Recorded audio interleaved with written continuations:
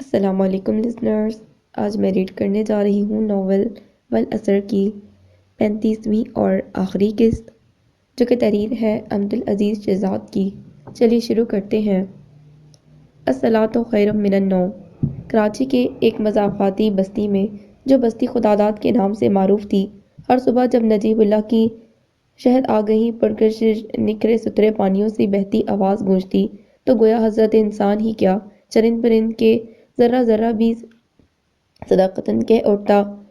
اگر کسی پر اس پرسوز اور دلنشین آواز کا سحر طاری نہیں ہوتا تھا تو وہ تھا 8 برس کا نحیف اور نزار جثے کا حامل، مدقوق چہرے مگر بڑی بڑی گہری اور باغی آنکھوں والا سالک اللہ۔ بستی کی اکلوتی خستہ حال مسجد کے مؤذن اور پیش امام نجیب اللہ کی ضعیفی کی اکلوتی اولاد سالک اللہ کی، جس کی ماں اسے جنم دیتے ہی چل بسی تھی۔ نجیب اللہ کی اپنی مصروفیات تھیں، نہ بھی ہوتی تب بھی نومولود کی پرورش وہ کر ہی نہ سکتے تھے، سو محلے کی جس دائی کے ہاتھوں وہ دنیا میں آیا تھا، انہی ہاتھوں نے ترس کھا کر کچھ عرصے کے لیے اس کا ذمہ اٹھا لیا۔ اس کے بعد کسی اور نے، پھر کسی اور نے۔ چھوٹی سی تو بستی تھی اور اس بستی میں مولانا صاحب کو خاصی عزت و تکریم کی نگاہ سے دیکھا جاتا تھا، سو یوں سالک اللہ کی پرورش کے معاملے میں انہیں خاصی آسانی حاصل ہو گئی۔ سالک اللہ 3 برس کا ہوا تو انہوں نے اسے اپنے مدرسے میں بچا لیا، جہاں وہ پیوند لگی قمیض اور اٹنگی سی سفید شلوار پہنے بیٹھا ہل ہل کر اپنا سبق یاد کرنے کی کوشش کیا کرتا۔ کچھ بچے کھانے کے لیے پراٹھے اور کچھ رنگ برنگے پاپڑ لے کر آیا کرتے تھے۔ بھوک اسے بھی لگی ہوتی تھی، لیکن اسے یہ نعمتیں میسر نہ تھیں۔ باپ سے مانگتا تو وہ اسے اللہ سے مانگنے کی نصیحت کر کے درس دینے بیٹھ جاتے، سو وہ اپنے چھوٹے چھوٹے ہاتھ اٹھا کر اللہ سے مانگتا، مگر جلدی اسے یہ احساس ہو گیا کہ صرف اللہ سے مانگنا ہی کافی نہیں، اسے خود بھی کوشش کرنا ہوگی، سو اس نے کی اور ایک روز اپنے ہم سبق کا پراٹھا چھین کر کھا گیا، پھر کسی کے پراٹھے اڑائے، ٹافیاں جھپٹ کر لے گیا۔ بہت سارے گناہ تھے جو اسے یکے بعد دیگرے سرزد ہو گئے تھے۔ شکایتیں اکٹھے ہونے پر نجیب اللہ نے اسے مار مار کر ادموا کر دیا۔ جانتا ہے چوری کی دین میں کیا سزا ہے؟ وہ اپنی سرخ سرخ آنکھیں نکال کر 4 سال کے بچے پر حلق کے بل چلا رہے تھے۔ مجھے بھوک لگ رہی تھی، وہ بلک بلک کر روتے ہوئے بولا۔ ہاں تو مل تو جاتا ہے تجھے کھانا؟ مغرب کے وقت بستی کے کسی نہ کسی گھر سے کھانا انہیں روز ہی نصیب ہو جاتا تھا۔ ہاں مگر دوپہر کو کبھی کوئی بھیج دیتا، کبھی نہیں۔ تبھی وہ بے چارگی سے بولا، مگر مجھے دوپہر میں بھی بھوک لگتی ہے۔ شیطان اتر گیا ہے تیرے پیٹ میں، تو صبر نہیں کر سکتا؟ وہ 4 سال کے بچے کو بھوک لگنے پر خود کچھ کرنے کے بجائے صبر کی تلقین کر رہے تھے۔ اس روز اسے اس لفظ سے پہلی بار شدید چڑ ہوئی تھی، اور ہر گزرتا دن جیسے اسے اس حرفی لفظ سے مزید متنفر کر گیا۔ یہ بستی تو غریبوں کی ہی تھی، مگر اس بستی کے بچے بھی سرکاری اسکول جاتے تھے، اس سے بہتر پہنتے اور اس سے اچھا کھاتے تھے۔ اس کے پاس سفید رنگ کے 3 ہی جوڑے تھے جو وہ عدل بدل کر پہن لیتا، بے ڈھنگے کپڑے، ٹوٹی ہوئی چپل، کھانے کو ناکافی خوراک، اور اس پر جب وہ اپنے باپ کو ہاتھ جوڑ جوڑ کر اللہ کا شکر ادا کرتے دیکھتا کہ یہ سب اس کا کرم ہے کہ جو اس نے اپنے دین کی خدمت میں اسے لگا رکھا ہے، تو اسے عجیب سا احساس ہوتا۔ آپ اس کے دین کی خدمت کر رہے ہیں؟ ایک رات اس نے کمرے کا اکلوتا زر ٹمٹماتا بلب بند کر کے زمین پر بچھی دری پر لیٹتے نجیب اللہ سے پوچھا، تو وہ آپ کو ڈھیر سارے روپے کیوں نہیں دیتا؟ دماغ خراب ہے تیرا؟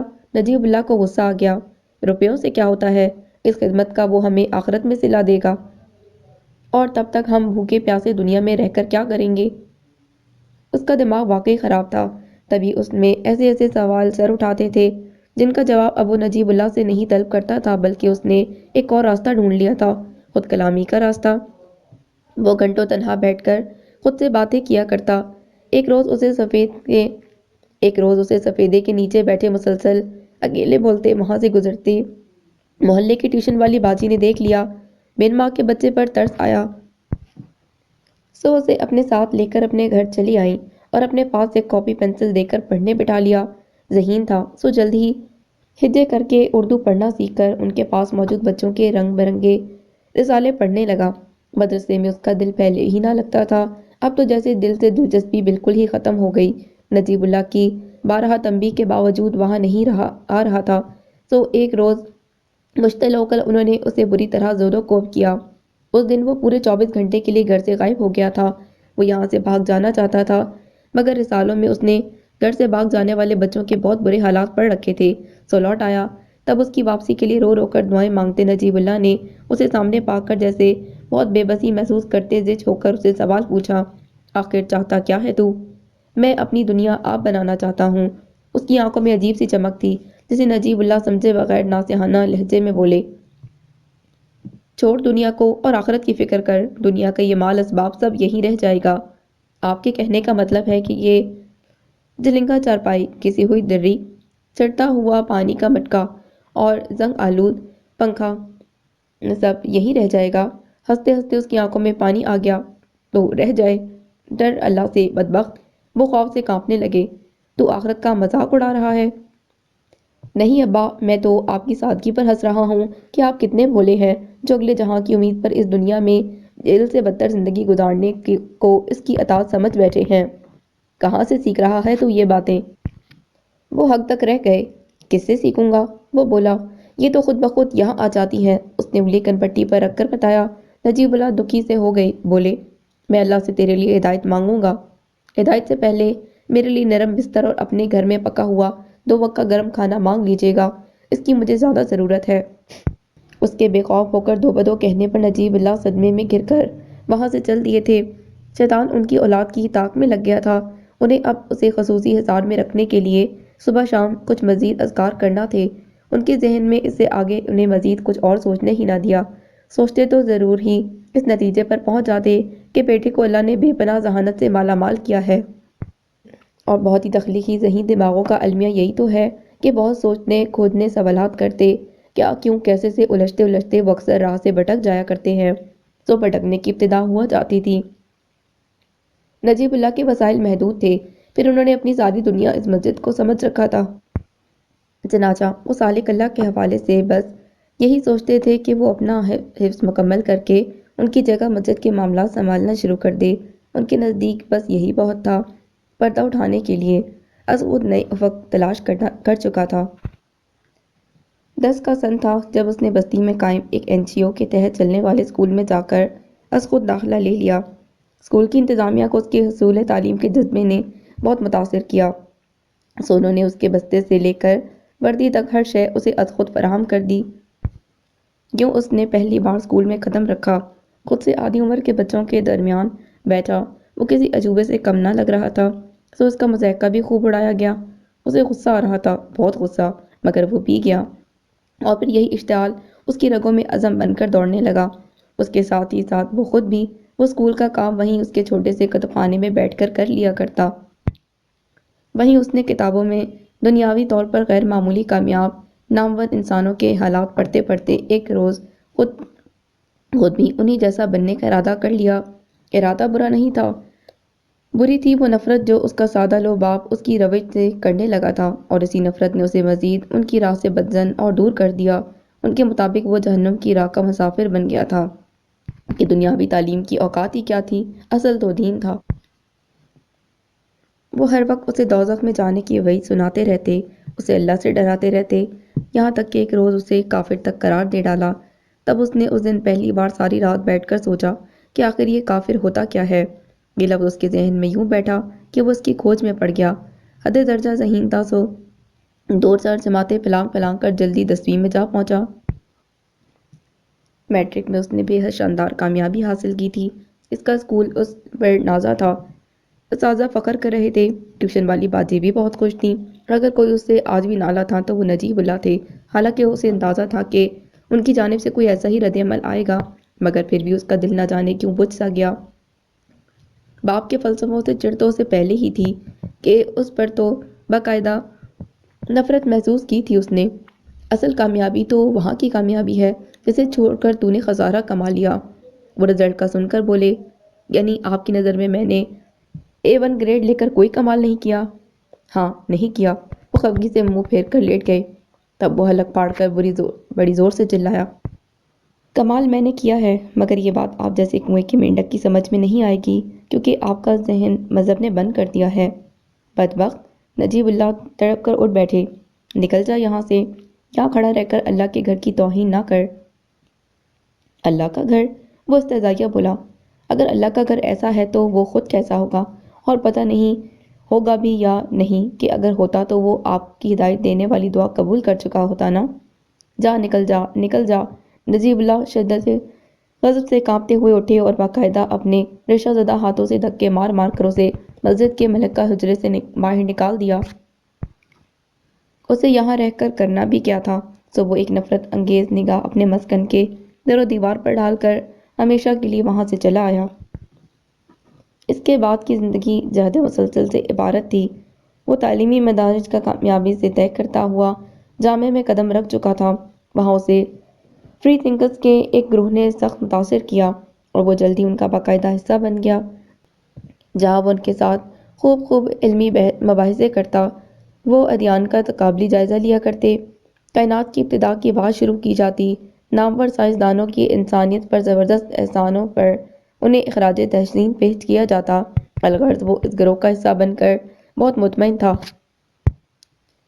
پھر وہ دن آیا کہ جب ایک معیاری کالج میں بطور لیکچرر اس کی تعیناتی ہو گئی۔ قلم سے رشتہ تو بہت پہلے ہی استوار کر چکا تھا، اب نام کو پذیرائی بھی ملنے لگی تھی۔ اب وہ سالک اللہ نہیں بلکہ آتش کے نام سے پہچانا جانے لگا تھا۔ آتش جو زبردست ہے، جو آسانی سے زیر نہیں ہوتی۔ وہ اپنی من چاہی زندگی کی جانب قدم بڑھا چکا تھا۔ سو ایک روز اپنے بے وقوف باپ کو بڑے کروفر سے جتانے گیا کہ دیکھو اصل کامیابی کسے کہتے ہیں، مگر وہ بے طرح کھانستا، ضعیف نادار اپنی آخرت کی فکر میں مستلزم آدمی آج بھی اس سے قطعی متاثر نہ ہوا۔ آخر کس بات کا غرور ہے آپ کو؟ وہ جیسے حیران ہو کر، زچ ہو کر، پاگل ہو کر پوچھ رہا تھا۔ غرور تو نہیں، وہ بے تحاشا کھانستے ہوئے پورے اطمینان سے بولے، پر امید ضرور ہے کہ جس کا نام پکارتے پکارتے میں نے ساری عمر گزار دی، وہ مجھے آخرت میں رسوا نہیں کرے گا۔ آخرت آخرت آخرت! وہ آتش بن گیا تھا، سو بھڑک اٹھا، سمجھتے کیوں نہیں کہ کچھ نہیں ہے آخرت؟ وہی تو سب کچھ ہے۔ تب اس نے جیسے اپنا سر پیٹ لیا، پھر کچھ دیر خاموش رہنے کے بعد بولا، چھوڑ دیتے ہیں یہ بحث، آپ میرے ساتھ چلیے، میں کسی اچھے سے ہسپتال میں آپ کا علاج کرواؤں گا۔ نماز پڑھانے سے معذور ہوا ہے، پر آج بھی سب لوگ بہت عزت کرتے ہیں اس مولانا نجیب اللہ کی۔ وہ شاکر سے لہجے میں بولے، بہت خیال رکھتے ہیں میرا، ڈاکٹر سے دوا بھی لا کر دے دی ہے مجھے، تیری کوئی ضرورت نہیں، تو جہاں سے آیا ہے وہیں لوٹ جا۔ اکڑ بہت ہوتی ہے اللہ کے نام لیواؤں میں۔ اسے اس لمحے اس حال سے بے حال بوڑھے سے سخت چڑ محسوس ہوئی تھی، سو انہیں ان کے حال پر چھوڑ کر واپس اپنی دنیا میں لوٹ آیا۔ ہاں، پلٹنے سے پہلے وہ اپنا موبائل نمبر مسجد کے نئے پیش امام کو ضرور لکھوا آیا تھا۔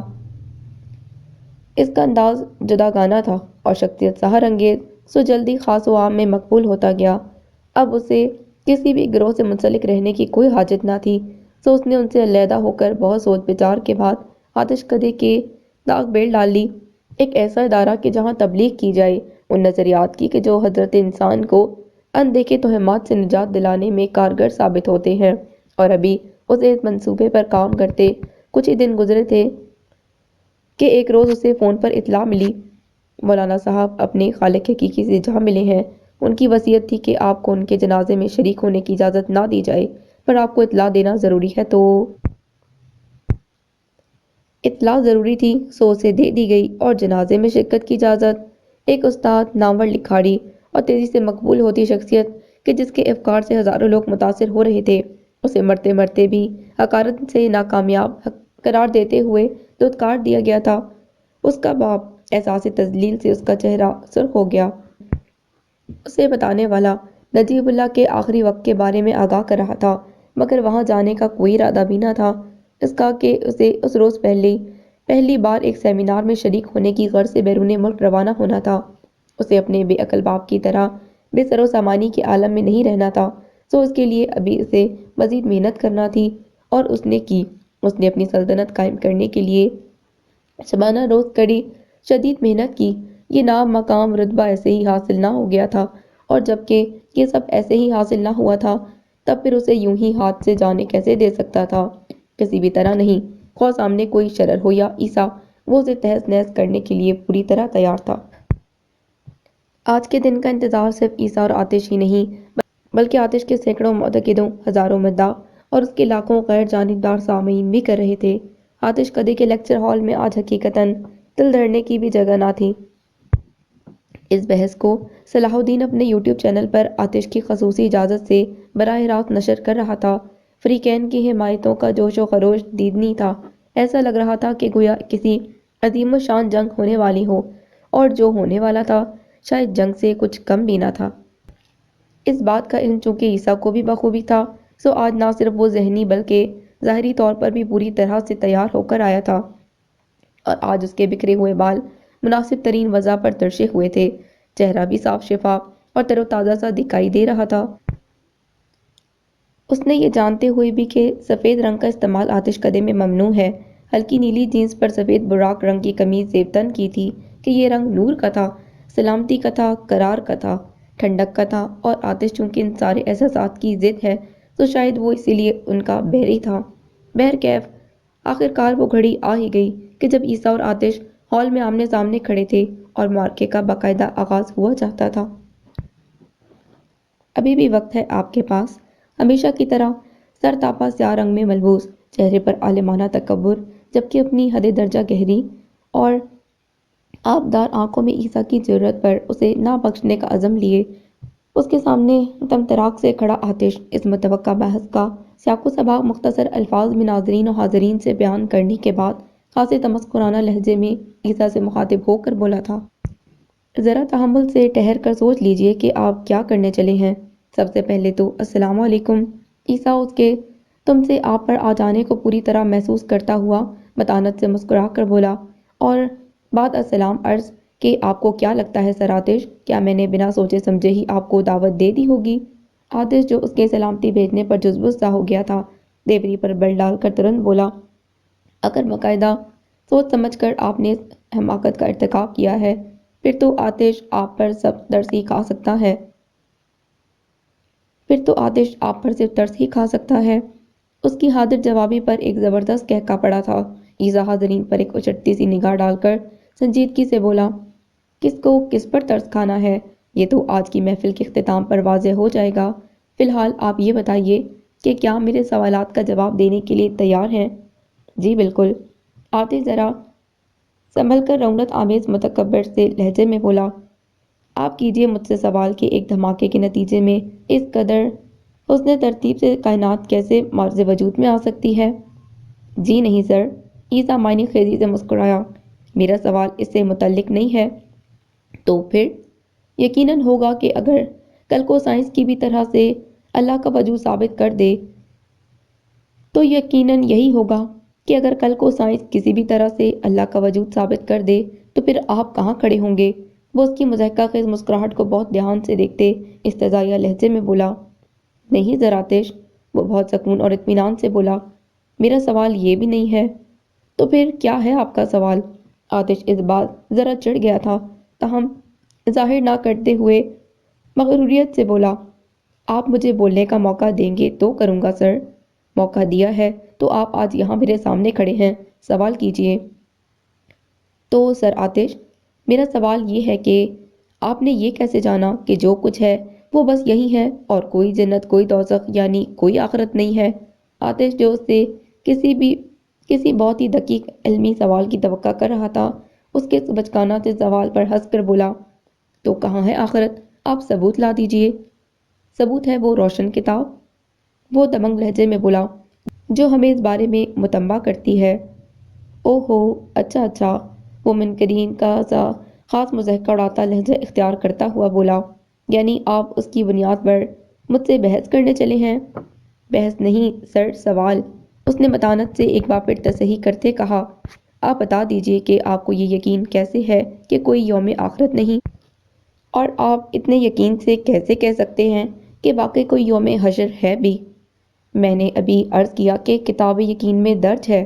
درج ضرور ہے، وہ تیزی سے بولا، پر یہ کیسے مان لیا جائے کہ واقعی آپ کے اللہ نے لکھا ہے؟ تو اللہ کے علاوہ اس انداز سے کلام اور کون کر سکتا ہے؟ اس زمانے میں عربوں کا اسلوب یہی تھا، یعنی آپ کو اس کے کلام الہی ہونے پر شک ہے؟ مجھے افسوس ہے، وہ تکبر سے گردن ذرا سی ترچھی کر کے بولا، کہ میں نے اس میں کوئی ایسی بات لکھی ہی نہیں پائی کہ جو اس زمانے کے لحاظ سے انسانوں کے لیے نئی تھی، کیونکہ اس میں جو معلومات درج ہے وہ اس کے نزول سے کئی سو سال قبل رومن، گریک وغیرہ اپنے علم کی بنیاد پر جانتے تھے۔ یہاں میں آپ کو یہ کہہ کر نہیں روکوں گا کہ مصحف معلومات کے لیے نہیں، بلکہ حصول ہدایت اور اطاعت کے لیے نازل ہوا ہے، کیونکہ آپ کے نزدیک یقیناً یہ بات اہمیت کی حامل نہیں ہوگی۔ عیسیٰ گمبھیرتا سے بولا تو آتش نے اس انداز پر کندھے اچکائے جیسے کہہ رہا ہو کہ ظاہر ہے۔ تب عیسیٰ نے بہت غور سے اسے دیکھتے ہوئے پوچھا، معلومات سے آپ متاثر نہیں، ہدایت پانا یا نہ پانا آپ کا مسئلہ نہیں، مگر چلیے اتنا تو بتا دیجئے کہ ان پیش گوئیوں کے بارے میں آپ کی کیا رائے ہے جو منوعن پوری ہوئیں؟ کون سی پیش گوئی پوری ہوئی ہے؟ ہم سب جانتے ہیں کہ ابو لہب کو کتاب روشن نے بربادی کی وعید سنا دی تھی۔ عیسیٰ بہت محتاط سے لہجے میں گویا ہوا، وہ چاہتا تو محض دکھانے کے لیے ایمان لانے کا اعلان کر کے اس پیش گوئی کو نعوذ باللہ غلط ثابت کر سکتا تھا۔ یہ محض اتفاق کی بات ہے۔ آتش نہ ماننے والے لہجے میں اپنی بات پر زور دیتے ہوئے بولا، بہرے طور کوئی اور پیش گوئی ہو تو بتائیے۔ اس نے چت کر دینے والی نظروں سے عیسیٰ کو دیکھا۔ مان عیسیٰ یوں گو سا دکھائی دیا گویا کہ کسی دشواری میں پڑھ کر لاجواب ہونے والا ہے۔ تب آتش اس کا انداز دیکھ کر فاتحانہ سے انداز میں مسکرا دیا کہ جان گیا تھا جیت قریب ہے۔ مگر تبھی عیسیٰ نے آنکھیں چمکا کر اپنے قلب کی جانب نگاہ کی، اور جب نظر اٹھا کر آتش کو دیکھا تو اس کی آنکھوں میں شعلوں کی سی لپک تھی، پر آواز اس قدر شبنم بیز، اگر تمہیں شک ہے اس کلام کے کلام الہی ہونے پر تو لے آؤ اس جیسی کوئی کتاب یا صورت، یا چلو ایک آیت ہی لے آؤ کسی کی بھی مدد سے، اور پھر اگر تم نہ کر پاؤ اور ہرگز نہیں کر پاؤ گے تو ڈرو اس آگ سے جس کا ایندھن بنیں گے انسان اور پتھر۔ وہ الوحی سے لہجے میں کہتا چلا گیا تھا۔ تب پہلی بار آتش نے اپنے اندر بے چینی ابھرتی محسوس کی۔ میں جانتا ہوں، وہ قدرے غیر آرام دہ ہو کر بولا، آپ نے ابھی ایک آیت کا مفہوم بیان کیا ہے، پر اس میں پیش کوئی کہاں ہے؟ اس نے کہا کہ تم ہرگز نہیں کر پاؤ گے۔ عیسیٰ بہت دلکشی سے مسکرایا تھا، اور آج تک واقعی کوئی نہیں کر پایا، کوشش، قدرت اور تمام تر اختیارات اور ترقی کے باوجود۔ اللہ اکبر! لیکچر ہال میں موجود عیسیٰ کے حمایتیوں کی جانب سے بے ساختہ والہانہ تکبیر بلند ہوئی تھی، اور یہ محض تکبیر نہیں، وہ زوردار تھپڑ تھا جو آتش کو اپنے افکار و نظریے کے منہ پر پڑتا محسوس ہوا۔ سو اس کا چہرہ تیش سے سرخ پڑ گیا۔ تو کیا وہ ساری دنیا کے سامنے اس جاہل مطلق، اندھے عقیدت مند، ادنا دماغ سے ہارنے والا تھا؟ چپ کیوں ہے سر آتش؟ جواب دیجئے۔ پیروکاروں کو اس کی یہ واضح خاموشی بہت کھلی تھی، سو وہ زبردست طریقے سے شور مچا کر اسے جواب کا مطالبہ کر رہے تھے۔ کوئی جواب ہوگا تو دیں گے، آتش کا کوئی جذباتی سا مخالف بولا تھا۔ اس کے ساتھ ہی وہاں ناخوشگوار سے جملوں کا تبادلہ شروع ہو گیا۔ قریب تھا کہ وہاں ہاتھا پائی شروع ہو جاتی، تبھی پترائے ہوئے سے کھڑے آتش کے وجود میں حرکت پیدا ہوئی، اور وہ 2 قدم آگے بڑھ کر عیسیٰ کے انتہائی نزدیک آ کر کھڑا ہوتے ہوئے اپنی آگ برساتی آنکھیں اس پر گاڑ کر دعویٰ گلتے لہجے میں بولا، اگر آج تک یہ کوئی نہیں کر پایا تو ضروری نہیں کہ آج کے بعد بھی نہ کر پائے۔ وہ پھنکارا تھا۔ عیسیٰ بہت زور سے چونکا، یعنی اس نے بہت الجھ کر تشبیہ زدہ سے لہجے میں آتش سے استفسار کیا۔ تب آتش اسرائیل کے سے انداز میں مسکرایا، اور پھر محض اپنی ناکامی پر مہر تصدیق ثبت کرتے ہوئے تکبر اور رعونت سے بولا، یعنی کہ میں، آتش عظیم، آتش لکھے گا ایسی کتاب بہت جلد، اور اس کے بعد دیکھے گا کہ تمہارا یہ یقین کہاں کھڑا ہوتا ہے۔ لا حول ولا قوت الا باللہ! آپ اس کے ساتھی بن جائیں بھائی، اس سے نکاح کر لیں۔ عباد کا کمرہ چونکہ رجا اور مفتاح کا ہو چکا تھا، سو ان کے ٹھہرنے کا انتظام لیاقت بیگم کے کمرے میں کر دیا گیا تھا، جہاں وہ اس وقت تک آور زدہ ہونے کے باوجود پلنگ کے بجائے صوفے پر براجمان دائیں کونی صوفے کی ہتھی پر ٹکائے اپنا سر اسی ہاتھ پر گرائے بائیں ہاتھ میں موجود موبائل کو غیر دماغی سے بے وجہ سکرول کرتے ہوئے مفتاح کے کہے گئے اسی جملے کی بابت سوچے چلے جا رہے تھے۔ ہاں، یہ درست ہے کہ وہ کبھی خود بھی یہی چاہتے تھے، لیکن اگر کبھی یہ چاہتے تھے تو پھر اب اس طرح خود سے وابستہ ہر سچائی کو پس پش ڈال کر یہاں چلے آئے تھے۔ وہ اسی اگر مگر میں بے طرح الجھے ہوئے تھے، اور اسے آگے انہیں کچھ بھی سمجھ نہ آ رہا تھا، پر وہ سمجھنا چاہتے تھے۔ تبھی اچانک ایک فیصلہ کرتے اپنی جگہ سے اٹھ کھڑے ہوئے، اور ان کا رخ ورا کے کمرے کی جانب تھا۔ جانتی ہو ورا، عباد بھائی تمہارے لیے واپس آئے ہیں۔ عباد نے دروازے پر دستک دینے کے لیے ابھی ہاتھ اٹھایا تھا کہ اندر سے آتی رجا کی آواز سن کر چونک اٹھے۔ اور اٹھا ہاتھ واپس نیچے کر لیا۔ حرکت تھی تو سراسر غیر اخلاقی، مگر وہ جیسے اس بات پر ورا کا جواب سننے کی خاطر غیر ارادی طور پر وہیں ٹھہر گئے۔ میرے لیے؟ ورا جو اپنے بستر کی چادر درست کر رہی تھی از حد بے یقینی سے سامنے کھڑی رجا کو دیکھ کر بولی۔ ہاں ورا۔ رجا کو اس کے لہجے کی بے یقینی نے دل گرفتہ سا کر دیا، تبھی مزید شدومت سے بولی، وہ تمہارے لیے ہی واپس آئے ہیں، تو انہیں بتا دو۔ وہ دوبارہ چادر ٹھیک کرتے ہوئے مان بہت بے تاثر سے لہجے میں بولی، کیا وہ ورا نہیں ہوں کہ جس کی انہوں نے کبھی خواہش کی تھی؟ تم وہی ہو ورا؟ آئینے میں بھی دیکھ سکتی ہوں رجا۔ چادر درست ہو چکی تھی، سو وہ اب صوفے پر سے تکیہ اٹھا کر بستر پر دھرتی ہوئی ہنوز سابقہ لہجے میں بولی، اور جانتی ہو کہ آئینہ کبھی جھوٹ نہیں بولتا۔ وہ تمہیں اپنانا چاہتے ہیں ورا۔ وہ غالباً اس کا خود پر یقین بحال کرنے کی خاطر بولی تھی، پر ورا بری طرح بے چین ہو گئی۔ یہ انہوں نے کہا؟ اس نے اضطرار سے پوچھا۔ کہا تو نہیں، رجا ذرا کچی سی ہو کر بولی، مگر اس طرح دیوانہ وار تمہارا سن کر لوٹ آنے کا اور کیا مطلب ہو سکتا ہے؟ مطلب تو اس غبار کو، اس غصے کو ظاہر کرنا بھی ہو سکتا ہے جو وہ اپنی بات رد کیے جانے پر اتنے برسوں سے دل میں بچھائے ہوئے ہیں۔ کیا نکتہ ورا کا ظاہر کیا تھا؟ اس نے باہر کھڑے عباد دمغت رہ گئے تھے۔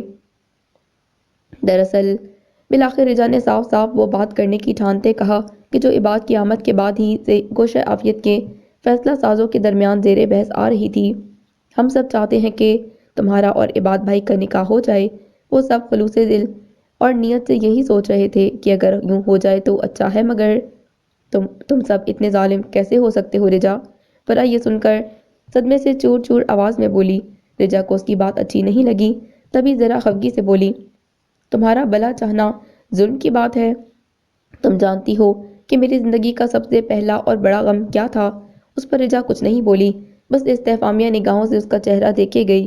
تب ورا بہت رنجور سے لہجے میں بولی، میری زندگی کا سب سے پہلا اور بڑا غم یہی تھا کہ میرے باپ کی زندگی میں میری ماں نہیں بلکہ کوئی اور عورت تھی، میری بدنصیب ماں کی رکیب، اس کی سوتن، جو میرے لیے کسی برے خواب اور پچھلی بیری سے کم نہ تھی۔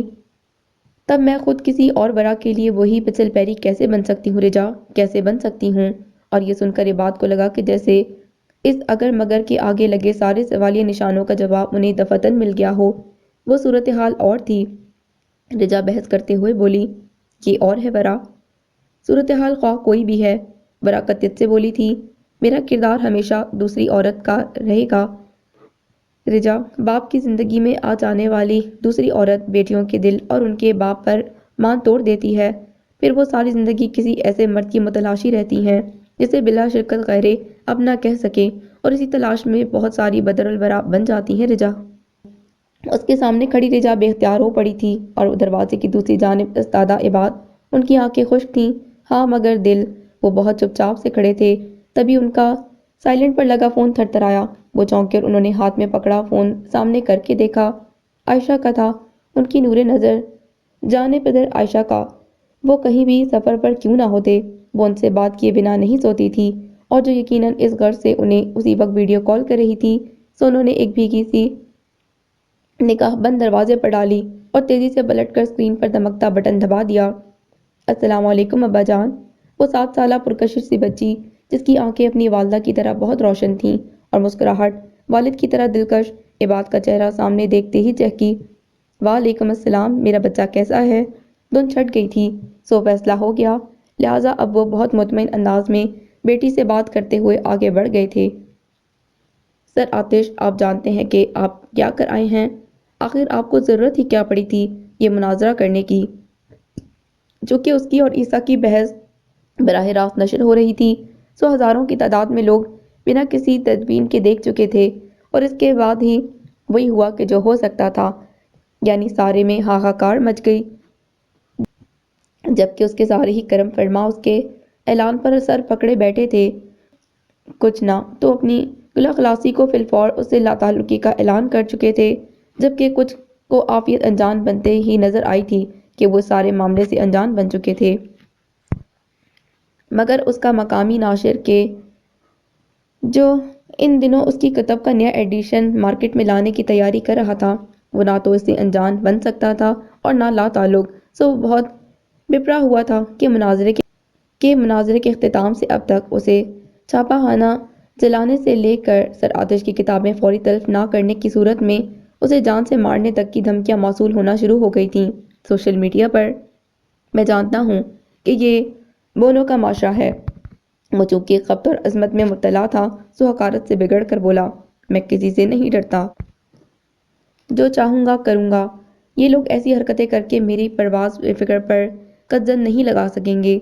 اس نے ناشر کو جھڑک کر فون بند کر کے دور صوفے پر اچھال دیا اور خود سر تھام کر آرام دہ کرسی پر گر سا گیا۔ اسے یقیناً آج ایک سری حماقت سرزد ہو گئی تھی کہ اس قسم کا اعلان یہاں کھڑے ہو کر کرنا خودکشی ہی کے مترادف تھا، مگر وہ کوئی عام انسان ہوتا تو اس نہج پر سوچتا۔ وہ تو آتش تھا، بزم خود عظیم آتش۔ اگر اس نے بے جگری سے ایسا اعلان نہیں کرنا تھا تو اور کس نے کرنا تھا؟ سو وہ کرسی پر تیز تیز جھولتا ہوا محض اس بارے میں سوچ سوچ کر لطف اندوز ہو رہا تھا کہ کیا خوب لاجواب کیا تھا اس نے اس کم عقل، کم علم اور کم فہم عیسیٰ کو۔ اب جب کہ وہ کتاب لکھ کر اس کے سامنے لا رکھے گا تب اس کی اور اس جیسے کروڑوں اندھے عقیدت مندوں کی ہاری ہوئی صورتیں لائق دید ہوں گی۔ کیا قابل دید نظارہ ہوگا وہ بھی۔ وہ چشم تصور میں وہ منظر لا کر ابھی سے مسرور ہو رہا تھا۔ اس کے چہرے پر تحقیر آمیز مسکراہٹ تھی اور آنکھوں میں صفا کی۔ تبھی کسی نے اس کے کمرے کا دروازہ بہت حواس باختگی سے دڑدڑایا تھا۔ کیا بد تہذیبی ہے! وہ اپنے آرام میں مخل ہونے پر غرایا۔ سر دروازہ کھولے۔ بوکھلائی ہوئی آواز خاقان کی تھی۔ آتش ایک دم چوکس ہو کر اپنی جگہ سے اٹھ کھڑا ہوا۔ سر دروازہ کھولیں۔ اس نے پھر دروازہ دونوں ہاتھوں سے پیٹنا شروع کیا۔ آتش تشویش زدہ ہو گیا۔ کیا ہو گیا ہے؟ اس کے دروازے کھولتے ہی خاقان جیسے گرتا پڑتا اندر داخل ہوا۔ سر پولیس آئی ہے۔ اس کا چہرہ فک تھا اور آواز میں لڑکھڑاہٹ۔ ہاں تو گھبرا کیوں رہے ہو؟ وہ اپنے زوہم میں تھا سو بگڑ کر بولا، کسی کام سے آئے ہوں گے، انہیں بچاؤ مہمان۔ نہیں سر، خاقان ہیجانی انداز میں اس کی بات بری طرح کاٹ کر بولا، ان کے ارادے ٹھیک نہیں، وہ اندر گھس آئے ہیں۔ اس نے غلط نہیں کہا تھا۔ پولیس پارٹی واقعی فاروق احمد کی قیادت میں پوری تیاری سے بیزی کو بازیاب کروا کر اسے اور خاقان کو گرفتار کرنے کے ارادے سے آئی تھی۔ کیا؟ آتش یہ سن کر غضبناک ہو گیا۔ ان کی یہ جرأت! چلو میرے ساتھ، میں دیکھتا ہوں۔ نہیں سر، وہ نفی میں سر ہلا کر بولا، میں گرفتار نہیں ہونا چاہتا۔ میں نے جو کچھ کیا وہ مجھ سے آپ نے کروایا تھا، تب میں پھانسی کیوں چڑھوں؟ کیا بکتا ہے؟ آتش غرایا۔ اس وقت دو مستعد پولیس والے ہاتھ میں پستول لیے وہاں چلے آئے۔ گرفتاری دے دیجیے سر آتش۔ ان کے عقب سے ہتھکڑیاں ہاتھ میں تھامے چہرے پر فاتحانہ چمک لیے فاروق احمد نمودار ہوا۔ اسٹیج پر آپ کا کردار ختم ہوا، آج سے آپ ہمارے مہمان ہیں۔ دور ہٹ جاؤ! خاقان پر جیسے کوئی جنون سوار ہو گیا سو اس نے آؤ دیکھا نہ تاؤ نزدیک کھڑے سپاہی پر چھلانگ لگا کر اس کے ہاتھ سے پستول چھین کر فاروق احمد پر تان لی۔ خاقان! آتش صورتحال کی نزاکت اور سنجیدگی کو بھانپ گیا تھا سو آن واحد میں فی الوقت ہتھیار ڈالنے کا فیصلہ کرتے ہوئے بولا، دیوانگی کا مظاہرہ مت کرو، پسٹل نیچے کرو اور گرفتاری دے دو۔ پر اس کی زندگی میں آنے کے شاید پہلی بار وہ اس کی حکمت دولی کرتے بولا، نہیں سر، مجھے گرفتاری سے بچنا تھا تو اتنے سال سے میں آپ کی چاکری کر رہا تھا اور اب آپ کہہ رہے ہیں کہ پھانسی پر چڑھ جاؤ تو یہ نہیں ہوگا۔ اسے پکڑو! دوسرے پولیس والے نے کہا۔ خبردار! وہ ہذیانی انداز میں چیخا اور ٹھیک اسی لمحے بیک بک دو گولیاں چلنے کی آواز آتش کدے کی در و دیوار سے ٹکرائی تھی۔ ملک کے مشہور معروف موٹیویشنل سپیکر سر آتش رات گئے اپنی رہائش گاہ سے گرفتار۔ ورنہ چونکہ آج قدرے تاخیر سے بیدار ہوئی تھی سو اس وقت اکیلی ہی کھانے کی میز پر بیٹھی سامنے ترے خوشبودار انڈے اور سنہری خستہ پراٹھے کے لقمے خاصی بے رغبتی سے لے رہی تھی کہ تبھی سامنے دیوار میں نصب LED پر چلنے والی اس خبر نے اس کی ساری توجہ اپنی جانب مبذول کروا لی۔ تفصیلات کے مطابق ایکٹریس اور ماڈل بیزی کی پولیس سے مبینہ قید سے آزاد کرواتے ہوئے یہ گرفتاری عمل میں لائی گئی ہے، جبکہ ان کا قریبی ساتھی فرار ہونے کی کوشش میں پولیس پر گن سے حملہ آور ہوا اور پولیس کی جوابی فائرنگ کے نتیجے میں موقع پر ہی مارا گیا۔ ناظرین کو آگاہ کرتے چلیں کہ سر آتش کے اس قریبی ساتھی پر جس کا نام خاقان فہیم بتایا جا رہا ہے، اداکارہ علائنہ خان کے قتل میں ملوث ہونے کا شبہ ظاہر کیا جا رہا ہے۔ تاہم سر آتش کی گرفتاری کی ٹائمنگ خاصی معنی خیز ہے۔ کیونکہ یہ ایک ایسے موقع پر عمل میں لائی گئی ہے جب عوام الناس سر آتش کے حالیہ شدید ترین متنازع اعلان کے سبب ان پر سخت بھڑکے ہوئے ہیں۔ تو کیا اس گرفتاری کے پیچھے یہ وجہ بھی ہو سکتی ہے؟ اس پر بات کرنے کے لیے ہمارے ساتھ موجود رہیں۔ اینکر کے بھاگوں چیخا ٹوٹا تھا، سو وہ زور و شور سے اپنا کام کر رہے تھے۔ اسی وقت چائے لے کر آتی رجا کہ جو باورچی خانے میں جاتی آواز کے سبب یہ خبر سن چکی تھی، ورا سے مخاطب ہو کر بولی، یہ وہی سر آتش ہے نا جس کے ہاں تم رہ رہی تھی؟ ہاں، ورا نے آہستگی سے جواب دیا، جس پر رجا چائے میز پر رکھتے ہوئے اس کے برابر بیٹھ کر ذرا سنسنی خیز لہجے میں اسے بتانے لگی، مجھے تو پتہ ہی نہیں تھا، ممتا نے بتایا وہ جو تمہارے سر ہے نا، انہوں نے اس سے کوئی شدید ڈیبیٹ وغیرہ بھی کی ہے۔ سر عیسیٰ نے؟ وہ بڑے بھرپور انداز سے چونکی۔ ہاں، پر کیوں؟ اس نے پراٹھے کی پلیٹ بے ساختہ پرے کرتے ہوئے ازحد فکر مندی سے کہا، یہ تو خطرناک آدمی لگتا ہے، تمہیں فکر ہو رہی ہے ان کی؟ اس استفسار پر ورا نے بے ساختہ اپنی نیلگوں آنکھوں سے رجا کی سمت یوں دیکھا جیسا کہ اس کی کوئی چوری پکڑ لی ہو اس نے۔ چند ثانیے بہت خاموشی سے اسے دیکھتے رہنے کے بعد بالآخر رجا بولی تھی، نمبر ہے میرے پاس ان کا، بات کرو گی ان سے؟ کیسی ہو؟ بیزی کو پولیس نے بازیاب کروا لیا تھا، چونکہ علائنہ خان کے قتل میں اس کا کوئی ہاتھ نہ تھا۔ ہاں، بس یہ کہ وہ پولیس سے سچ چھپانے کی قصوروار تھی، مگر چونکہ اب مددگار بھی وہی ثابت ہوئی تھی، سو اس پر کوئی کیس نہیں بنتا تھا، سو اسے بحفاظت اس کے فلیٹ تک خود فاروق احمد چھوڑ کر گیا تھا، جہاں اگلی صبح اس کے سامنے بیٹھا عیسیٰ خاصی فکر مندی سے اس سے پوچھ رہا تھا، اللہ کے بعد تمہاری مہربانی سے بالکل ٹھیک، مطمئن اور پرسکون۔ وہ صرف زبان سے ہی نہ کہہ رہی تھی، بلکہ حقیقتاً بہت مطمئن اور پرسکون دکھائی بھی دیتی تھی۔ اب آگے کا کیا سوچا ہے؟ عیسیٰ نے پوچھا، کیسے مینج کرو گی سب اس طرح یہاں اکیلی رہ کر؟ تمہیں یاد ہے کہ میں نے تم سے کہا تھا کہ تمہارا نام بھلے عیسیٰ ہے، مگر میں تمہیں ہمیشہ شرر ہی یاد کیا کروں گی۔ اس نے عیسیٰ کے سوال کے جواب میں ایک عجیب سا سوال ہی کیا تھا۔ عیسیٰ نے بے اندازہ الجھ کر اسے دیکھا۔ ہاں شاید، وہ جیسے یاد کرتا ہوا بولا، کہا تو تھا۔ تو جاننا چاہو گے وہ میں نے کیوں کہا تھا؟ اس کی آنکھوں میں اس لمحے ایک الگ ہی چمک آ ٹھہری تھی، وہ لبوں پر بہت کچھ کہتی مسکراہٹ۔ قریب تھا کہ وہ عیسیٰ کے کچھ کہنے سے پیشتر از خود مزید بول پڑتی، مگر تبھی سامنے میز پر دھرا عیسیٰ کا فون بج اٹھا، اور نمبر وہ تھا کہ جسے اس نے لمحاتی تاخیر کے بنا بیزی سے ایکسکیوز می کہے جھپٹ لیا تھا۔ ہیلو، السلام علیکم۔ اس کے لہجے میں ایک پوشیدہ سی بے قراری تھی۔ ہیلو ورا، حالانکہ دوسری طرف سے صرف خاموشی سنائی دے رہی تھی، گہری جامد خاموشی، مگر وہ پھر بھی پہچان گیا۔ آپ نے کیسے جانا میں ہوں؟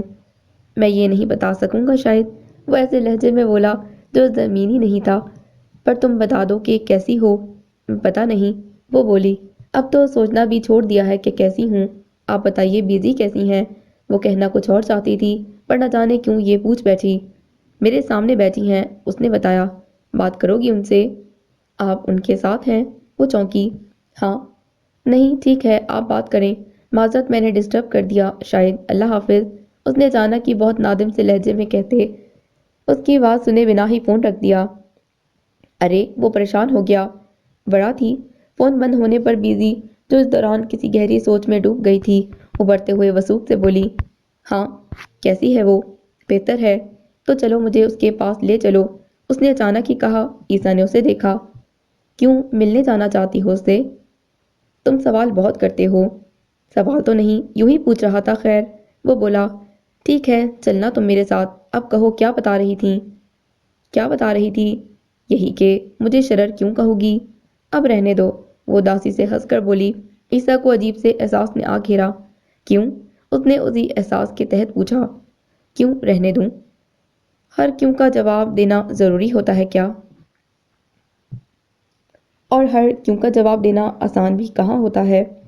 نہیں، وہ بولا، ضروری تو نہیں، بس تو پھر لے چلو آج ہی مجھے۔ میم، کیسی ہیں آپ؟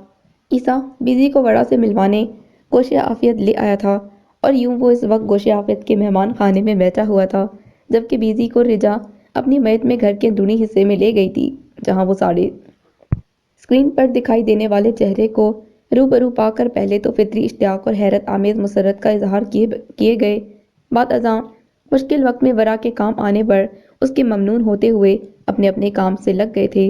اتنی دیر سے تو گھر والے ہی ان سے بات کیے جا رہے تھے۔ اب جب ورا نے گفتگو کی شروعات کی تو سب سے پہلے پر محبت لہجے میں یہی پوچھا تھا، میم نہیں بیزی؟ بیزی نے مسکرا کر ٹوکا، اب ہم دوست ہیں؟ نہیں میم، بڑا کم مائگی کے احساس سے بولی، میری دوستی کسی کو کیا دے سکتی ہے؟ تمہاری دوستی دے سکتی ہے، یہ تو میں نہیں جانتی، وہ برملا بولی، پر اتنا ضرور معلوم ہے کہ تمہارے ساتھ نے بیزی کو بہشت سے ملوا دیا ہے۔ یہ تو تم ہی تھی کہ جسے ہر رات اس ذات کے آگے مناجات کرتے روتے گڑ گڑاتے دیکھ کر میرا دل بھی اس کی جانب مائل ہو گیا، کہ جسے میں سمجھ بیٹھی تھی کہ وہ ہے ہی نہیں۔ بیزی؟ ورا کا دل عجیب طرح سے اداس ہوا تھا یہ سن کر، سو اس بار گلوگیر سے لہجے میں بولی، یہ تو آپ کا ظرف ہے جو اس طرح سوچ رہی ہیں، وگرنہ میں تو بری ہوں، بہت بری۔ جتنی بری بھی ہو، وہ بولی، پر اتنا کچھ ہونے کے بعد بھی تمہیں نواز دیا گیا ہے، کیا اس بارے میں تم نے کبھی سوچا؟ کیا سر آتش کی جگہ اب آپ نے سنبھال لی ہے؟ وہ لاجواب سی ہو کر ذرا سا مسکرائی، بیزی کے لبوں پر یاسیس آمیز تبسم آ ٹھہرا، سر آتش کی جگہ انہی کو مبارک، وہ بولی، اور یوں بھی زندگی نے مجھے یہی سبق سکھایا ہے کہ کوئی کسی کی جگہ نہیں لے سکتا، نہ تم میری نہ میں تمہاری۔ میری جگہ لینا بھی کون بے عقل چاہے گا؟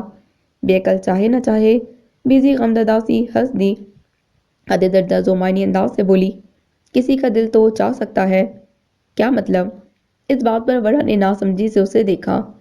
اس کا جواب دینا بھی تو خاصا دشوار تھا، چنانچہ وہ بات بدل کر بولی، میں شرر کے ساتھ آئی ہوں، تم اس سے نہیں ملو گی۔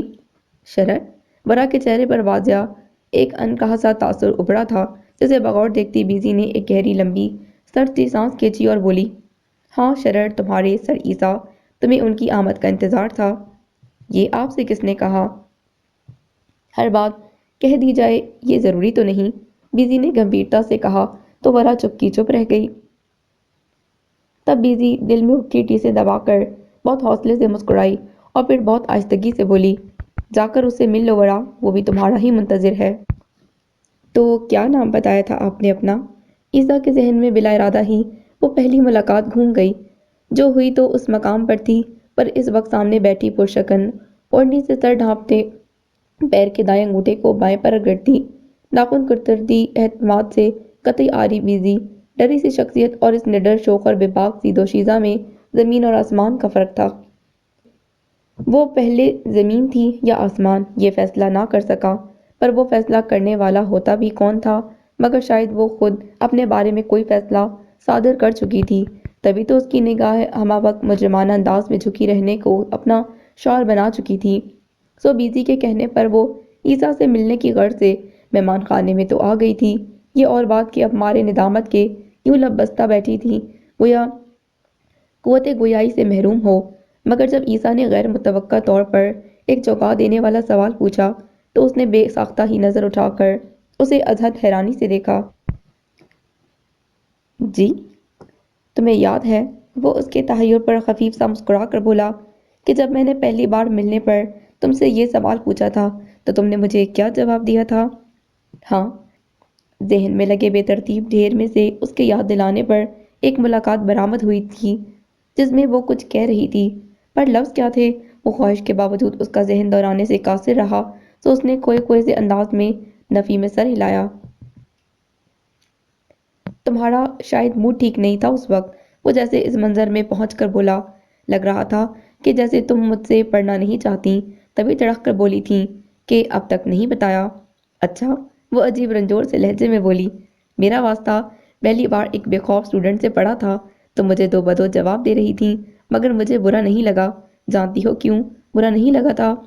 اس بار ورا نے سر نفی میں ہلانے کا تردد بھی نہیں کیا، بس یوں ٹکر ٹکر اس کی صورت دیکھے گئی گویا کہ وہ کسی اور کے بارے میں بات کر رہا ہو۔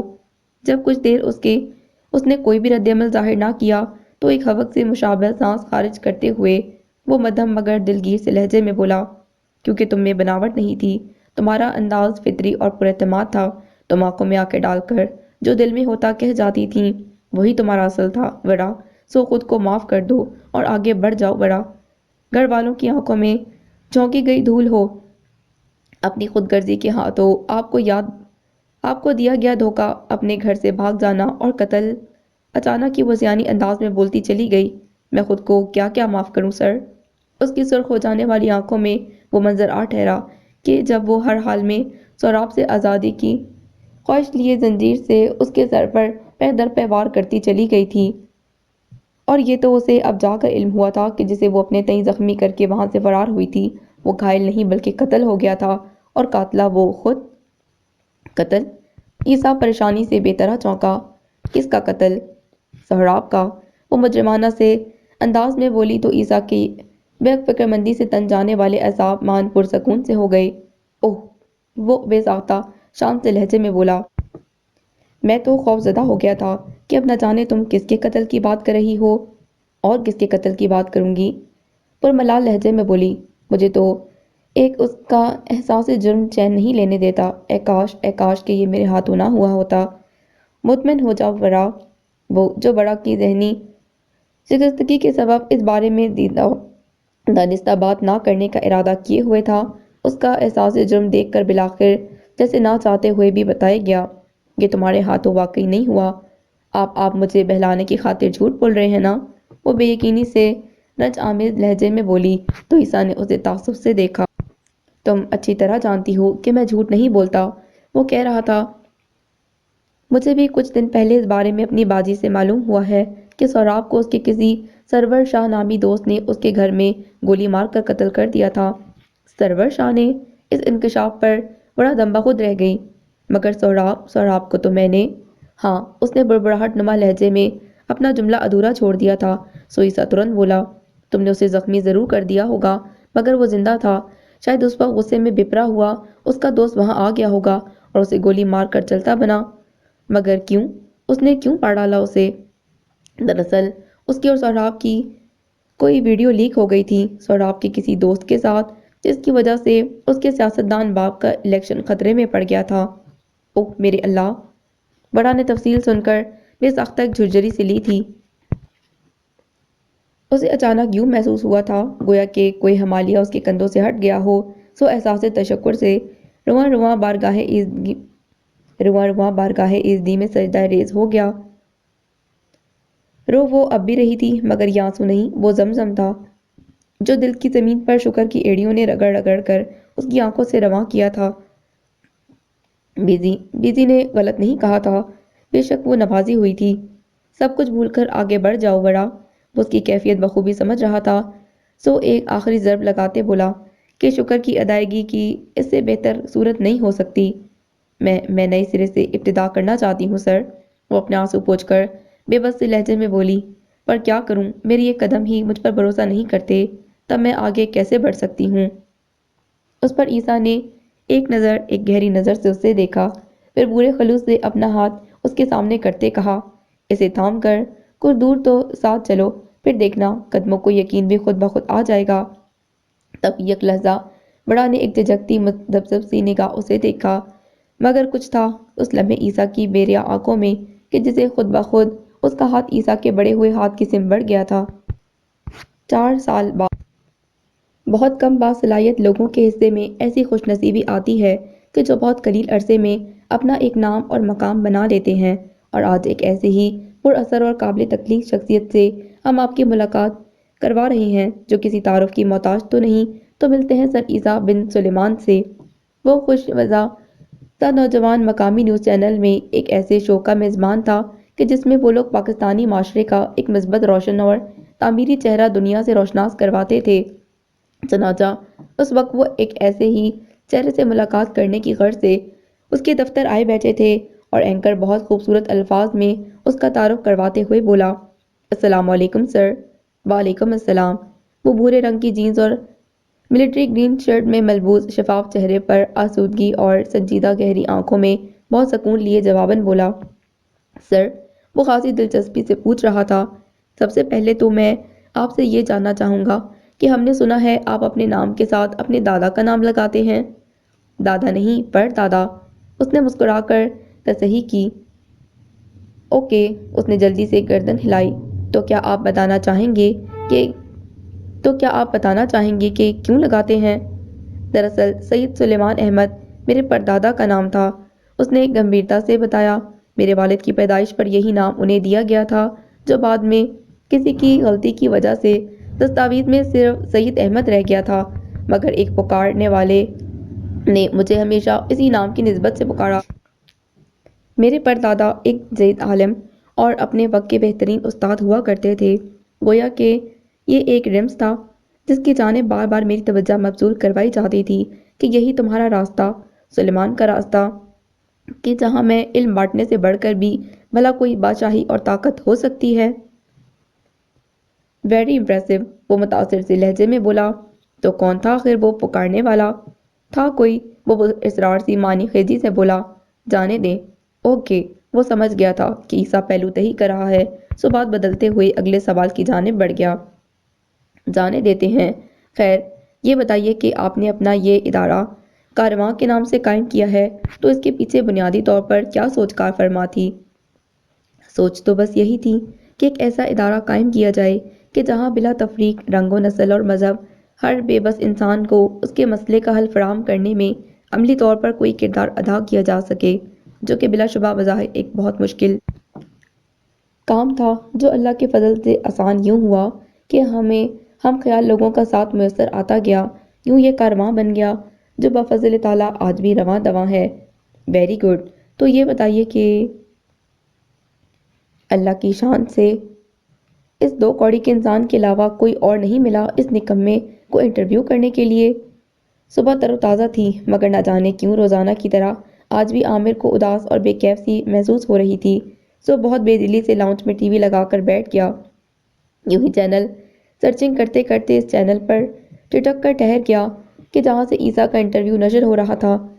اتفاقاً اسی وقت رینا اپنے کمرے سے کچھ بڑبڑاتی ہوئی نکل رہی تھی۔ اس نے جو اسکرین پر نظر آتا چہرہ دیکھا تو سیخ پا ہو گئی۔ اب ایک آخری سوال اینکر عیسیٰ سے پوچھ رہا تھا۔ عامر نے بک بک کرتی رینا سے نگاہ ہٹا کر اپنی توجہ ایک بار پھر ٹی وی کی جانب مرکوز کر لی۔ آپ کیا سمجھتے ہیں کہ زیادتی کرنے والے کو معاف کر دینا چاہیے؟ زیادتی کرنے والے کو تو اللہ بھی پسند نہیں کرتا، تو اسے کیسے معاف کیا جا سکتا ہے؟ جو کیا ہے اس کا کوئی مداوع، کوئی بھرپائی تو ہے۔ مگر لوگ ایسا نہیں سوچتے سر، یہاں تک کہ وہ تو اپنے جرائم تک کو جسٹیفائی کرتے ہیں۔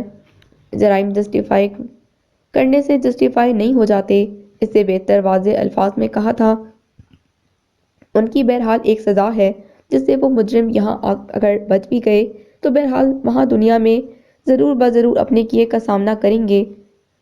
بند کرو اس کی بکواس، رینا چلائی تھی، اور اٹھ کر وکیل کو فون کر لو۔ کہہ رہی تھی کہ وہ کوئی ایسا چکر چلانے کی کوشش کر رہی ہے جس میں کوئی کاغذ بنا کر عدالت کو دکھائے گی کہ اگر اس گھر کا ایک وارث یہاں نہیں بلکہ بنگلہ دیش میں ہے تب یہاں والے کیسے وراثت کا کیس دائر کر سکتے ہیں؟ میں تو کہتی ہوں کہ اس سے کہو اوپر کچھ پیسے کھلا ولا کر یہ گھر ہمارے نام کروا دے۔ پاگل ہو گئی ہو، یہ اتنا آسان نہیں۔ بس تو پھر جس طرح پچھلے 2.5 سال سے گھر کا کیس لڑنے میں لگے پڑے ہو، آئندہ 250 سال بھی لڑتے رہے، تب بھی ایک نہ ایک دن عدالت ہمیں اس گھر سے نکال باہر پھینکے گی۔ دیکھتا ہوں کون نکال پھینکتا ہے مجھے، وہ غصے میں آ کر پھنکارا تھا۔ میرے باپ کا گھر ہے، 8 جو اور ہیں یہ ان کے بھی باپ کا گھر ہے، یہی کہہ رہی تھی نا تمہاری بہن؟ رینا نے اس کا مضحکہ اڑایا۔ وہ چیخا، انہیں بولنے دو، کچھ نہیں ہوتا۔ واقعی سارے بھائی بہنوں نے ان کا مقاطعہ کر دیا تھا، سو اس سے کیا ہو گیا تھا؟ برے محلے میں وہ قبضہ گروپ کے نام سے مشہور ہو گئے تھے، اس سے بھی کیا ہو گیا؟ خاندان بھر کی نئی نسل کے لیے وہ ایک بری مثال تھے، تو اس سے بھی ان کی صحت پر کیا اثر پڑتا تھا؟ ان کے شر سے خود کو محفوظ رکھنے کے لیے خود پر دعائیں پڑھ پڑھ کر پھونکتے تھے۔ انہیں کیا فرق پڑتا تھا؟ خاندانی تقریبات میں انہیں مدعو نہیں کیا جاتا تھا، اور اگر کہیں اتفاقاً سامنا ہو جائے تو انہیں دیکھ کر منہ پھیر لیا جاتا۔ مگر ان سب بیکار کی باتوں سے انہیں واقعی کیا فرق پڑتا تھا؟ ظاہر ہے کچھ بھی نہیں۔ پھر فون بج رہا ہے، اسی وکیل کا ہوگا۔ پیسے مانگے گی کمینی، کہاں سے دو گے؟ رینا تیوریاں چڑھا کر عامر سے مخاطب تھی۔ تم اپنی کسی بہن سے لے کر دے دو، پھر دیکھتے ہیں۔ وہ پریشان سے لہجے میں بولا۔ شابہ ڈاکٹر کے پاس لے جانے کے لیے تو امی سے ہی پیسے لیے تھے۔ گوگو کا تو علاج ہی ذائقہ کروا رہی ہے، اب میں کس سے پیسے لوں؟ تو مانگو نا اپنی بہن سے، پھر دیکھتی ہوں کون دے گا۔ وہ کمر پر ہاتھ رکھے اس سے دو بدو لڑ رہی تھی۔ جواباً عامر بھی چیخ چیخ کر کہہ رہا تھا، ہر صبح شام رات اب ان دونوں کا یہی کام تھا۔ سو اسکول جانے کے لیے تیار 15 سالہ بیبی نے انہیں از حد بیداری سے دیکھا اور بنا انہیں مخاطب کیے چپ چاپ گھر سے نکل گئی تھی۔ سر عیسیٰ بن سلیمان، انٹرویو بہت شاندار رہا آپ کا۔ سیاہ جینس پر سیاہی سفید چنگ پہنے، سنہرے تراشیدہ بالوں کی اونچی سی پونی بنائے، کانوں میں چھوٹے چھوٹے ٹاپس اور گلے میں نانی کا دیا لاکٹ پہنے بیزی جو عیسیٰ کے آفس میں اس کے بالمقابل سٹک کے سہارے کھڑی تھی، ازحد خوش دلی سے بولی۔ 5 برس، پورے 5 برس لگے تھے اسے دوبارہ اپنے پیروں پر کھڑا ہونے میں، مگر وہ خوش تھی، بے حد مسرور کہ بالآخر اس کا یقین جیت گیا تھا۔ وہ کارواں کے قیام میں شروع دن سے عیسیٰ کے ساتھ تھی اور یہاں بطور معاون اعلیٰ اپنی خدمات سر انجام دے رہی تھی۔ اب یہی اس کا راستہ تھا۔ اس نے کسی مجبوری میں نہیں بلکہ پورے دل سے اسے اپنے لیے منتخب کیا تھا، اور جو کام دل سے کیا جائے وہ قلب کو سرسبز کر دیتا ہے اور خود انسان کو بھی۔ سو وہ اب بہار تھی اور اسے کسی خزاں کسی زوال کا اندیشہ نہ تھا۔ شکریہ مس بیزی۔ گہری نیلی شرٹ اور خاکی پتلون میں ملبوس آستین کو کونیوں سے ذرا نیچے تک فولڈ کیے بشاش عیسیٰ متبسم لہجے میں بولا تھا، پر آج آپ نے اس بندے پر تقصیر کو شرر کے بجائے عیسیٰ کیسے پکار لیا؟ اس سوال پر پل بھر کو بیزی کی مسکراہٹ سمٹی تھی، مگر اس سے پہلے کہ وہ کچھ کہہ پاتی اچانک ہی شیشے کا دروازہ دھکیل کر وہ اندر داخل ہوئی تھی، وہ کہ جس کے گھٹنوں کو چھوتے بھورے بال اب کمر تک آتے تھے، جنہیں اس نے اس وقت کیچر لگا کر یوں ہی کھلا چھوڑا ہوا تھا، اور جس کے بے پناہ حسین چہرے پر غازہ نہیں بلکہ اندرونی مسرت کا گلال بکھرا ہوا تھا، جبکہ جھیل سی نیلگوں آنکھوں میں فرتے گویا چراغاں سا کر رکھا تھا۔ سر، وہ کپکپاتی آواز میں بولی، میرا رزلٹ آ گیا۔ کیا رہا؟ ہاں، وہ جانتا تھا کہ آج اس کا نتیجہ آنے والا ہے، سو دلچسپی سے اسے دیکھ کر بولا، فرسٹ ڈویژن۔ اس نے جلملاتی آنکھوں سے بتایا۔ بیزی نے بے ساختہ آگے بڑھ کر اسے گلے سے لگا لیا۔ دیکھا، وہ مسکراتے ہوئے بولی، بس ہمت کر کے 2-4 قدم بڑھانے کی ہی دیر تھی، پھر کس آسانی سے تم نے کر دکھایا۔ نہیں، یہ آسان نہیں تھا بیزی، وہ آہستگی سے اسے علیحدہ ہوتے ہوئے بولی، یہ میرے لیے ہرگز بھی آسان نہیں تھا۔ میرے بے یقین قدم تو اٹھنا ہی بھول چکے تھے۔ یہ تو دراصل سر کا ساتھ تھا، جن پر بھروسہ کر کے یہ چلتے ہوئے یہاں تک آ گئے ہیں۔ وہ ممنونیت سے کہہ رہی تھی۔ عیسیٰ بڑے دل سے مسکرایا۔ محنت اور کوشش تو بہرحال تمہاری تھی، وہ نرم نگاہوں سے اسے دیکھتے ہوئے بولا، ورنہ صرف میرا ساتھ کیا کر سکتا تھا؟ اس کی اس بات پر بلا بولی کچھ نہیں، مگر کچھ ایسی نظروں سے اسے دیکھے گئی گویا کہ بہت کچھ کہنا چاہتی ہو، جبکہ عیسیٰ کی نگاہوں سے بھی یہی کچھ کشمکش مترشح تھی۔ تبھی بیزی نے باری باری دونوں کو دیکھا اور انہیں اپنی موجودگی کا احساس دلانے کی خاطر شرارتاً ذرا سا کھنکار کر بولی، بلا شبہ عیسیٰ کے ساتھ کی بدولت تمہاری محنت اور کوشش رنگ لائی، تو پھر اب آگے کا کیا سوچا تم نے؟ ماسٹرز میں ایڈمیشن لوں گی۔ وہ عیسیٰ کی جانب سے نگاہ ہٹا کر بیزی کو دیکھتے بولی، اور کیا سوچنا ہے؟ اوہ یار، بیزی اس کے جواب پر ذرا جھنجھلائی، میں پڑھائی کے متعلق نہیں بلکہ اس بارے میں پوچھ رہی ہوں۔ اس کا سارا زور اس پر تھا۔ وڑا چونکی، کیا مطلب؟ وڑا نے سنجیدگی سے ایک الجھن بھری نگاہ بیزی پر ڈالی۔ مطلب یہ کہ سمجھو اس ہم رنگی کا اشارہ۔ وہ شریر سے لہجے میں وڑا کے لباس کی جانب دیکھ کر بولی کہ جو سوئے اتفاق عیسیٰ کے پہناوے کا ہم رنگ تھا۔ ارے، عیسیٰ نے اس کے جتانے پر دھیان دیا تھا، سو خوشگوار سی معنی خیزی سے بے ساختہ مسکرا دیا۔ تب وڑا نے کچھ سمجھتے ہوئے کچھ نہ سمجھتے ہوئے ایک خفا سی نگاہ بیزی پر ڈالی اور اس کی جانب دیکھنے سے دیدہ دانستہ احتیاط برتتے ہوئے تیزی سے مڑ کر باہر نکلتی چلی گئی۔ لگتا ہے خفا ہو گئی۔ جا کر کسی بھی طرح اسے فالو کر، اب دیر کی گنجائش نہیں تمہارے پاس عیسیٰ۔ وہ غلط نہیں کہہ رہی تھی، سو عیسیٰ نے ایک عیسیٰ نے ایک شکر گزار سی مسکراہٹ اس کی جانب اچھالی اور بڑی تیزی سے اس کے پیچھے چلا گیا۔ تب بیزی نے اپنے دائیں آنکھ کے کنارے پر آ ٹھہرنے والا آنسو اپنی ہتھیلی میں سمیٹا اور ہمیشہ کے لیے وہیں دفن کر لیا۔ میں اب تمہیں کبھی شرر نہیں کہوں گی عیسیٰ، کیونکہ میں جان گئی ہوں کہ اگر میں نے ایسا کیا تو یہ میری سوچ کی بددیانتی ہوگی کہ شرر وہ تھا جس سے میں محبت کر بیٹھی تھی، اور عیسیٰ وہ ہے جو کسی اور کی محبت اور میری عقیدت ہے۔ کتنا تیز چلتی ہو تم، رکو، ٹھہرو تو صحیح۔ وہ آفس کی عمارت سے باہر نکل کر جا رہی تھی، تب عیسیٰ نے اسے جا لیا۔ مجھے دیر ہو رہی ہے، وہ اسے نظریں چرا کر بولی۔ گھر جا رہی ہے نا؟ میں چھوڑ دیتا ہوں، چلو۔ نہیں، میں خود چلی جاؤں گی۔ اس نے بچنا چاہا، پر عیسیٰ نے بڑھ کر اس کا ہاتھ پکڑ لیا اور ساتھ لیے پارکنگ میں کھڑی اپنی چھوٹی سی گاڑی میں لا کر بٹھا دیا۔ آپ مجھے جانے کیوں نہیں دے رہے؟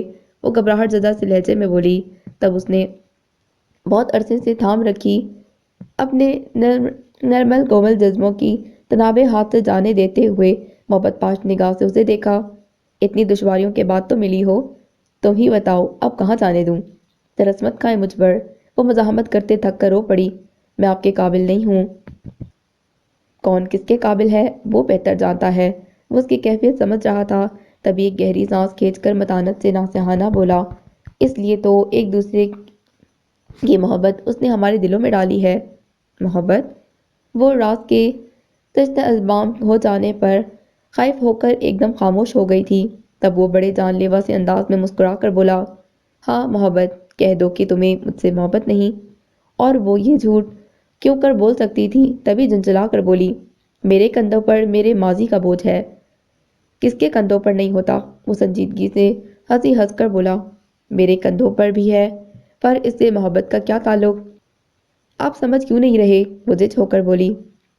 وہ اسے کیا سمجھانا چاہتی تھی وہ بخوبی جانتا تھا، تبھی ایک آنچ دیتی نگاہ اس پر ڈال کر بولا، یہ کھولو۔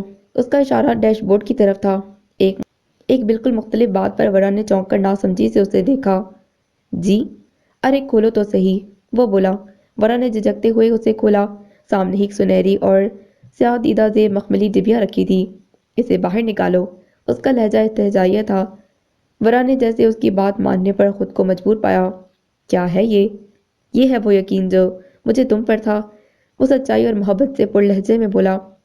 وہ تحفہ جو میں نے آج کے دن کے لیے خرید کر رکھا تھا۔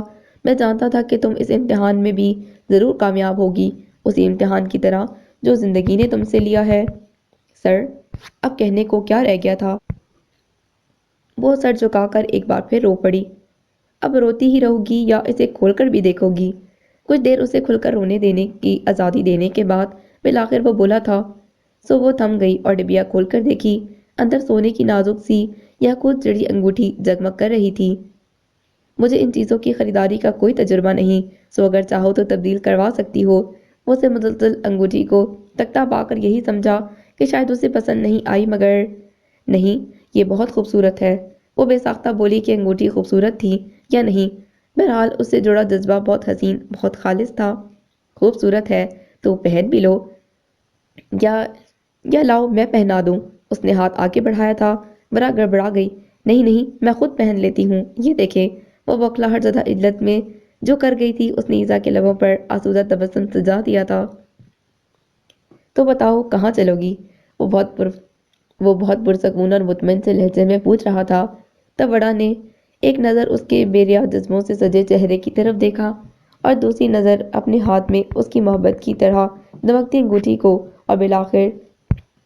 اور بالآخر دل کے ہر خوف اندیشے کو پرے دھکیلتی بہتے واضح مگر محجوب سے لہجے میں بولی، جہاں دل چاہے کہ یقین صرف آپ ہی کو نہیں، مجھے بھی آپ پر ہے کہ آپ بھی ہر امتحان میں سرخرو ہونے کی صلاحیت رکھتے ہیں۔